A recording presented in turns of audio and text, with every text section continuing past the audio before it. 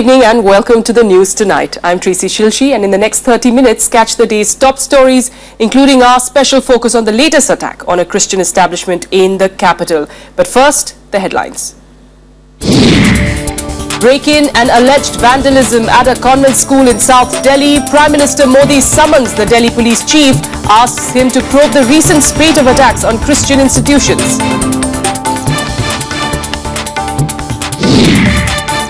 Foreign Secretary S. Jaishankar to tour SAARC countries soon. Bilateral talks with Pakistan will be part of the agenda.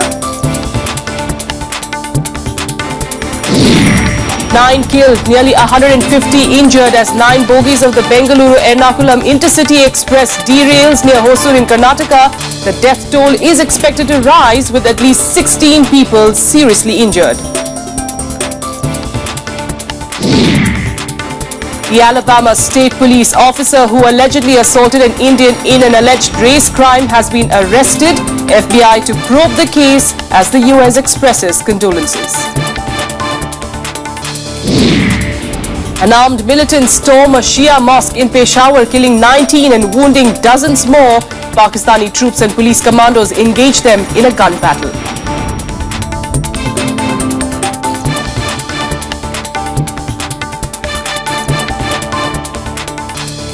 Our top story, yet another Christian establishment was vandalized in the national capital, this time a school. Police say CCTVs were destroyed and money stolen, and they have been asked to carry out a thorough probe by none other than the Prime Minister himself. This is the 6th such attack in just over 2 months. Here's a report. Holy Child Auxilium School, Vasant Vihar in South Delhi, the latest Christian institution in the limelight over an alleged act of vandalism. Police say the principal's office was vandalized and some CCTV cameras damaged. Members of the Christian community expressed concern, even as the school said the incident is being treated as theft rather than vandalism. Maid came to open the school. She found the principal's office and the administrative office was found open. And we found the CCTVs were damaged and the cameras were destroyed. 6 cameras were destroyed. And from the principal's office, they have ransacked all the cupboards. They thrown away all the papers and documents, and approximately 12,000 rupees were missing. हमें तो इसका बड़ा दुख है और आश्चर्य है कि ये अब 6वां किस्सा है दिल्ली के अंदर ही, जहां पर या तो क्रिश्चियन संस्थाओं को या क्रिश्चियन मंदिरों को या हमारे गिरजाघरों को पर आक्रमण किया जा रहा है. HRD Minister Smriti Irani, an alumna of the school, visited the premises. Prime Minister Modi summoned the police commissioner and asked for a thorough investigation. The police looked to calm tempers, saying this is not a case of desecration as seen in the past. माननीय प्रधानमंत्री महोदय ने मुझे आज बुलाया था. उन्होंने मेरे से जो इंसिडेंट हुआ है बसंत विहार में होली चाइल्ड स्कूल के का इंसिडेंट, इसके बारे में जानकारी प्राप्त की. उसके अलावा उन्होंने जो है अपनी गहन चिंता प्रकट की. उन्होंने मुझे इस बात की ताकीद की है कि दिल्ली पुलिस इफेक्टिव कदम उठाए ताकि इस प्रकार के इंसिडेंट्स जो हैं करने वालों को पकड़ा जाए और उसके अलावा इस प्रकार के इंसिडेंट्स रिपीट ना हो. The incident occurred despite orders of heightened security around churches and other Christian religious institutions in the city. It's the 6th attack on Christian institutions since November. Delhi Chief Minister designate Arvind Kejriwal condemned the attack, assuring that putting a stop to such incidents will be a priority area for his government. ये ऐसी घटना है जिसको कभी भी accept नहीं किया जा सकता, बल्कि इसके खिलाफ अब कुछ करना पड़ेगा, क्योंकि ये लगातार बढ़ रही हैं. और इसको सिर्फ सिंपल कोई घटना कह के आप छोड़ दीजिए. अब कल ये कार्यक्रम हो जाए, इसके बाद में हम पुलिस के साथ भी बैठ के चर्चा करेंगे. The incident came as fodder for attack for the Congress, its first opportunity since the Delhi poll drubbing. Religious tolerance ही असली भारतीयता है, और भारतीयता और भारत की संस्कृति सही मायने में जब तक पूर्ण नहीं होती, जब तक उसके अंदर धार्मिक सहिष्णुता को हम नहीं डालें. और इस प्रकार के अटैक्स भारत की रिलीजियस टॉलरेंस, धार्मिक सहिष्णुता के ऊपर प्रश्न चिन्ह लगाती है, और कांग्रेस पार्टी इस प्रकार के अटैक्स की कड़ी शब्दों में निंदा करती है. Exactly a week back, Christian clergymen and members of the community had staged a silent protest and candlelight vigil after the church attack in the capital. The latest attack, theft or vandalism, comes as another of many jabs. Bureau Report, Rajya Sabha Television. Well, a direct intervention by the Prime Minister himself this time. What prompted that change of heart? To take us forward on that discussion, we've got C.L. Manoj, who's the Assistant Political Editor of the Economic Times, joining us in the studio. Good evening, Manoj. So what prompted this change of heart? Perhaps the results of the Delhi debacle or something else? Well, as your report pointed out, there has been a series of attacks on churches and other Christian establishment during the last 2-3 months. And that also after the NDA government took charge. So it's good that the Prime Minister today publicly demonstrated his response. He called the Delhi police chief. It is also important to note that before that, the Chief Minister designate Arvind Kejriwal, who had won a massive victory in Delhi, had reacted very strongly. But I think that this is what the expectations of many people, not only politicians and others, when this kind of attack started early, that there should be a very strong intervention from the highest quarters of the government. We know that not only this is a concern now in India, we saw how the President of the United States, Obama, during his visit in Delhi and also after his return, did react strongly about what he called the increasing intolerance, religious intolerance. So I think this kind of attack, besides creating communal tension, is also bringing a very bad name for India internationally, and should be a matter of concern for the Prime Minister, his party and his government, more so since they have come to power by fighting and winning an election by promising development and prosperity and peace. And it's also important to underline that even to have a development and atmosphere for bringing investment in any country, you need a communally harmonious atmosphere. Yes. Because you don't expect any business or trade activities or investment to come in any society where there is a communal tension, where the society is divided. And especially since India is known as a secular, democratic and very pluralistic country, it is the responsibility of whichever party is in power more than anybody else to ensure that no elements, even from their own parties or the fringe elements, are allowed to have a free run. Yes. Only the police investigation will find out the motive and the culprits behind the attack. But it is very important that the government at the center should be seen actively intervening, which was unfortunately, we were not seeing the Prime Minister coming out and making this kind of a statement, even though we were told that he did express his concern to his partymen. But I think today he has done it. It's better late than never. Yes. Yes, absolutely. But then, the Prime Minister, of course, finally responding, which is, of course, an assurance really to the Christian community. Also, let me just tell our viewers that actually Modi is scheduled to attend, a grand event by the Christian community sometime next week. You never know, he needs to answer some questions there. But apart from that, we also have party members, like somebody like Narasimha Rao, who's actually saying that, these are not, nobody's trying to target a particular community. In fact, there are, attacks that take place on temples all the time. These kind of statements, does it, embarrass the PM in some way? Well, I don't know, but I am sure that such statements should embarrass any ruling party, more so since it is coming from responsible spokespersons. Because end of the day, such developments, such incidents against any religious organizations, be it minorities or majorities, that sends a very wrong signal, especially in a country like India, where we have a right to practice and preach different religious faith. Yes. So I think any party that is in governance, and they have a larger responsibility to be seen proactive in cracking down on elements which are trying to disturb communal harmony through that kind of acts. Last week we have seen there was a protest in Delhi by various Christian community. Yes. But that is not. But we should underline that this is not a concern only for a particular community. Yes. This should be a concern for the entire people, because this kind of incidents are going to trigger a series of social unrest in this country, which we Absolutely. And cannot perhaps afford. the police also needs to actually take that in mind and not treat it as a, just a regular robbery or perhaps just a random case of vandalism. Absolutely. Yes. CL Manoj, thanks so much for joining us in the studio and giving us a perspective into this particular issue. We'll keep an eye, of course, on all developments on this front. Meanwhile, let's move on to what's making news as well today and what's being seen, in fact, as an attempt to resume talks with Pakistan. Foreign Secretary S. Jaishankar is expected to visit the neighboring country as part of what Modi is calling a SAARC Yatra. It will be the first top-level meeting between the two countries since Pakistan Prime Minister Nawaz Sharif visited India in 2014 to take part in Narendra Modi's oath-taking ceremony. News of the impending visit came on a day when Modi called the Pakistani Premier to convey his best wishes for the Cricket World Cup. He also spoke with presidents of Afghanistan and Sri Lanka and the Prime Minister of Bangladesh.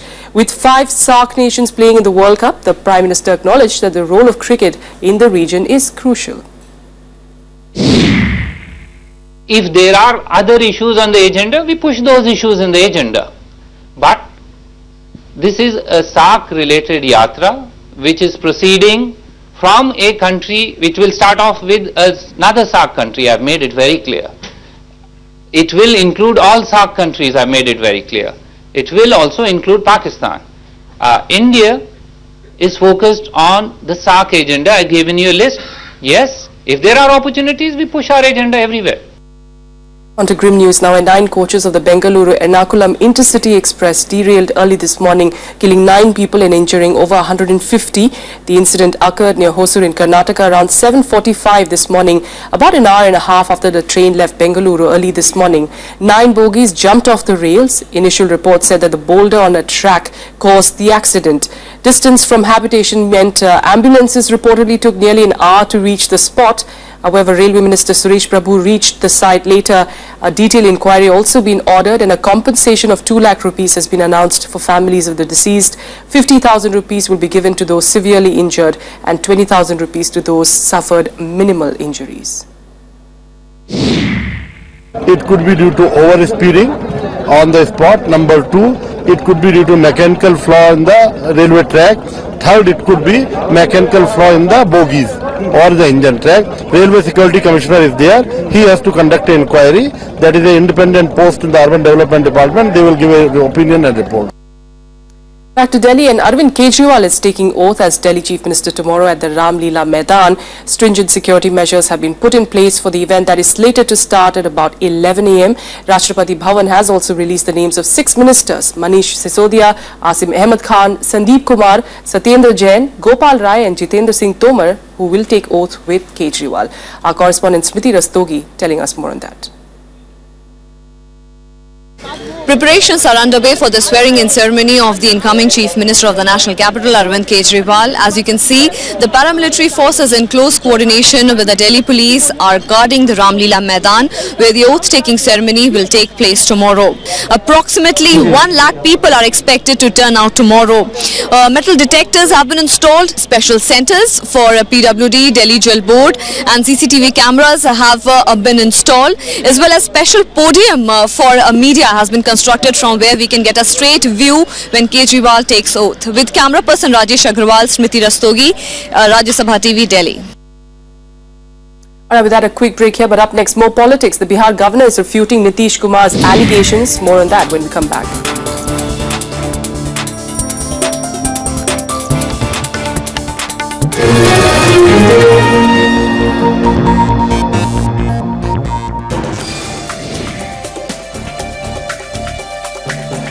Aimed at protecting the marine environment and human health. All Indian ships will now have to comply with the anti-fouling systems. Will the new merchant shipping law protect India's fragile marine environment? How do you see this impacting the seamen? This is going to impact a lot on their health. Watch our new episode of Law of the Land on the merchant shipping law this Saturday at 6:30 p.m. on Rajya Sabha TV.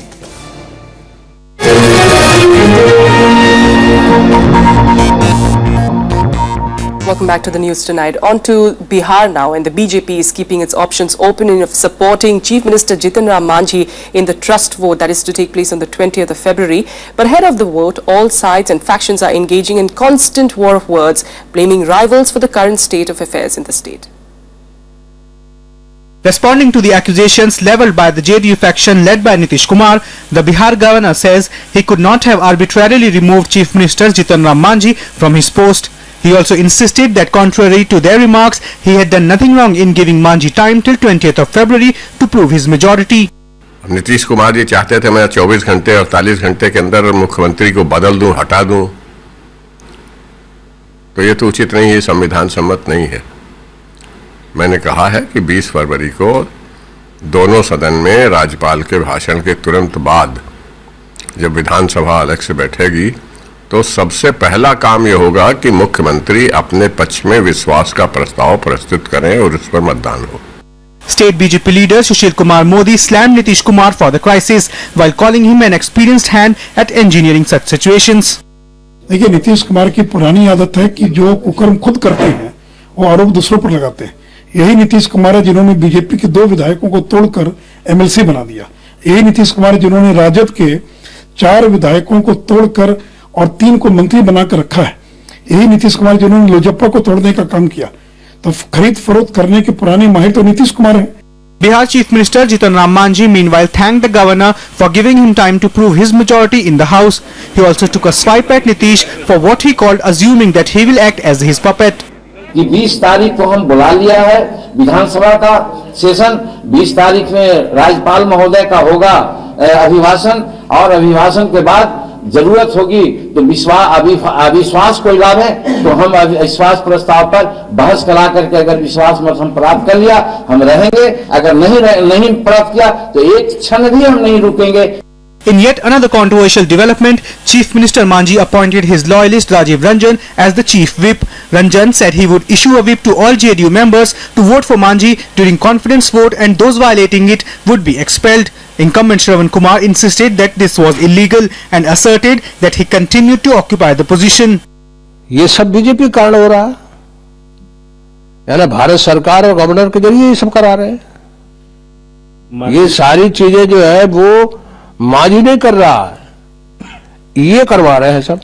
In another development, legislature party leader in the assembly Vijay Kumar Chaudhary asked the speaker to recognize his party as the main opposition in the house. He has written to the speaker that JDU had expelled Manjhi from the party and he continues to be chief minister as an unattached member of the assembly. Bureau report, Rajya Sabha TV. Meanwhile, the wait for a government in Jammu and Kashmir could soon be over. While reports say that the BJP and the PDP have already decided on a coalition government, the PDP has announced a 6-member team to start a structured dialogue with the BJP. The team is expected to meet Finance Minister Arun Jaitley, who is heading the negotiations for the BJP.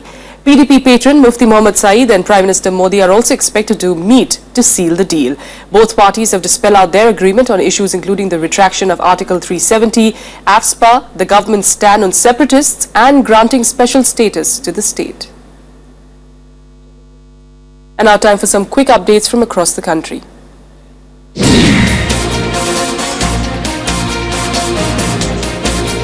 Voting took place in by-polls today to 1 Lok Sabha and 1 Assembly constituency in West Bengal and in Tamil Nadu Srirangam Assembly constituency. By-polls were also held in 1 Assembly constituency in Arunachal Pradesh and 1 in Goa. Polling was reported as peaceful amid tight security. In Tamil Nadu, the vacancy arose from disqualification of AIADMK Supremo J. Jayalalitha in Srirangam. In West Bengal, these by-polls are being viewed as a crucial test of popularity for the ruling Trinamool Congress at a time when the party is facing the heat over the Sharada chit fund scam. The Supreme Court today granted protection from arrest to social activist Teesta Setalvad and her husband for another 6 days for a case of alleged embezzlement of funds from a museum at Ahmedabad's Gulbarg Society that was devastated in the 2002 riots. The apex court said it would independently examine on the basis of FIR whether it is a case of granting anticipatory bail or not, which has been denied to Setalvad and her husband. Former Union Minister Shashi Tharoor appeared before the SIT for the third time in 24 hours in connection with the mysterious death of his wife Sunanda Pushkar. Sources said that he had come to mark his attendance with the police and inform about his schedule as he is leaving for Kerala in the evening. He was questioned in 2 rounds on Thursday and finally left at midnight. He was first questioned on the 19th of January. Now news from the US, and one of the Alabama police officers who allegedly assaulted an Indian national leading to his being partly paralyzed has been arrested. The FBI will probe the incident that comes to them as an embarrassment, especially to the government there. Here's more. What's going on, sir? Actual pictures of the incident on Friday, caught on police video. 57-year-old Suresh Bhai Patel, who had recently moved to the US from India, stopped by police citing suspicion. As he signalled inability to speak English, an officer pushed him to the ground. He was severely injured, requiring surgery to relieve pressure on his spinal cord. You're alright. Put your legs on it. Stand up.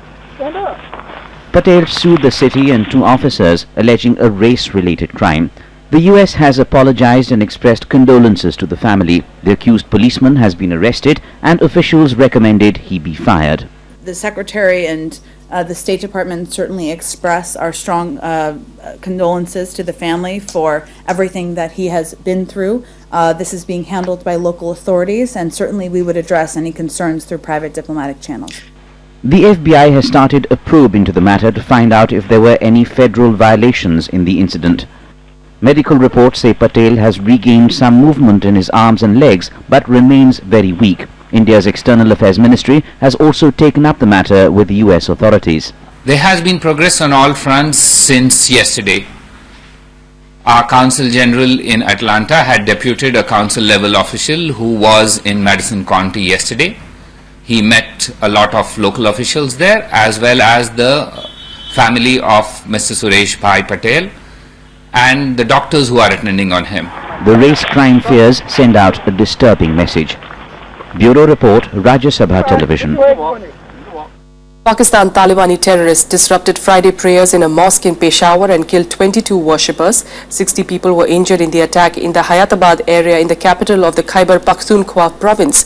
Police say that the armed men opened fire while eyewitnesses heard 3 explosions inside the building.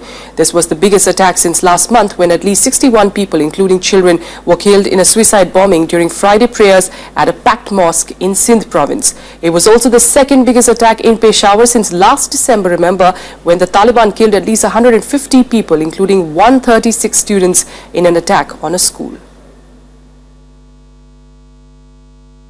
Meanwhile, even as the ceasefire is set to take effect in Ukraine, there are reports of fresh shelling around the rebel-held East Ukrainian cities of Donetsk and Luhansk. On Friday morning, a military spokesperson in Kiev said that 8 members of the Ukraine's military had been killed in fighting against separatists in the past 24 hours.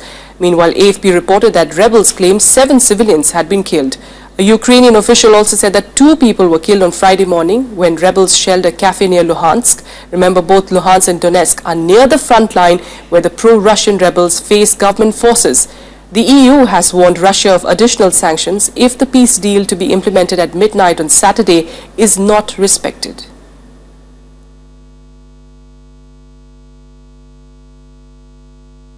Back home now, and like every year, the talk about the upcoming union budget throws up the twin topics of gender budgeting and women empowerment. Expectations remain high about the government making good its promises on enacting gender-sensitive policies, but past experience has never been encouraging. So will this budget be any different? Let's take a look at the facts.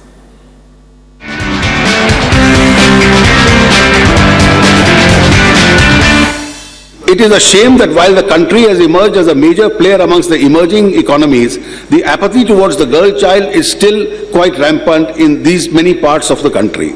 Therefore, I propose to launch the Beti Bachao Beti Padhao Yojana, which will be focused scheme which will help in generating awareness and also improve the efficiency of the delivery welfare services meant for women. I propose to set aside a sum of rupees 100 crores for this. For gender activists and professionals in the field, the Finance Minister's last budget announcement was a belated and quite insignificant attempt to iron out gender imbalances in India. It also marked yet another failure to bridge the gap between promise and practice. We have a lot of young women who are now in workforce, and its issue is of safety and security, but it's not only to alert the police and sensitize the police, but also to give them safe places to live in cities. In January, with much fanfare and appeals to emotions, the Prime Minister launched the Beti Bachao Beti Padhao in Haryana. But besides this 100 crore scheme, the government left untouched much that could have ensured gender mainstreaming. Definitely we need more police women around patrolling, finding out, and so that women in society, in public places especially, see these women on patrol and are able to access them. Year after year, the demands in the gender department remain unaddressed, from providing toilets and hostels for women to properly implementing the relevant acts to prevent prenatal tests, domestic violence, improving the retention rate of girls in schools, providing good quality food grains, funds to protect child workers, social security for women in informal sector, skill training institutes, the list goes on. Gender should be the concern of this government in every sector. So it is not just in health and education, but also in environment, in science and technology, in food, in agriculture, in Panchayati Raj. Despite making up 48% of the population, women lag far behind men on many social indicators. Gender budgeting was introduced in 2005-2006 to remedy this. In addition to sufficient funds, gender-responsive policies need a deep commitment as well. So far, successive union budgets have managed to guarantee neither. The budget impacts women in several ways. It directly promotes women development through better allocations to women programs. Though the budget last year did make the right noise with Beti Bachao, Beti Padhao and safety for women, but the kitty at its disposal failed to meet the expectation of women itself. With camera person Vijay Kumar, this is Anshu Jay Singh for Rajya Sabha TV.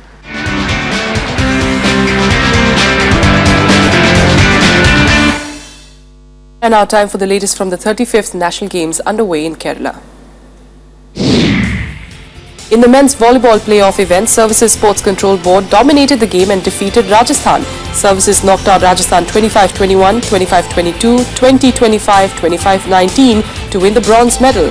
In the women's playoff event, Tamil Nadu beat Uttar Pradesh. It turned out to be a straight victory, 25-20, 25-17, 25-15, with Tamil Nadu not even losing a single set.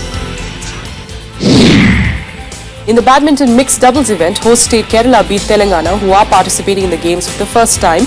Kerala's mixed pairs of Arun Vishnu Shivarajan Revamma and Aparna Balan beat Telangana's mixed pairs of Tarun Kona and Sikki Reddy Nilakurti 21-18, 14-21, 21-15. Prime Minister Narendra Modi has congratulated Kerala for the successful 35th National Games, which end tomorrow. A press note issued by the State Chief Minister Oomen Chandy's office says Modi had informed the Chief Minister of his happiness about the conduct of the Games through a message sent on Wednesday. Well, let's take a quick look at the medals tally so far after the 13th day of competition. Services SCB continues its dominance in the medals tally with 91 gold medals. Host state Kerala at second place with 54 gold medals and also a total of highest 161 medals. Haryana with 39 and Maharashtra with 30 medals are at number 3rd and 4th places respectively. Well, that's it on the news tonight, but we leave you with visuals of the grand Mughal gardens in Rashtrapati Bhavan that open to the public tomorrow for 20 days. The biggest attraction of the Udyanotsav 2015 are, of course, the tulips, a replica of the tulip gardens of the Kashmir Valley. We leave you with this. Have a great weekend.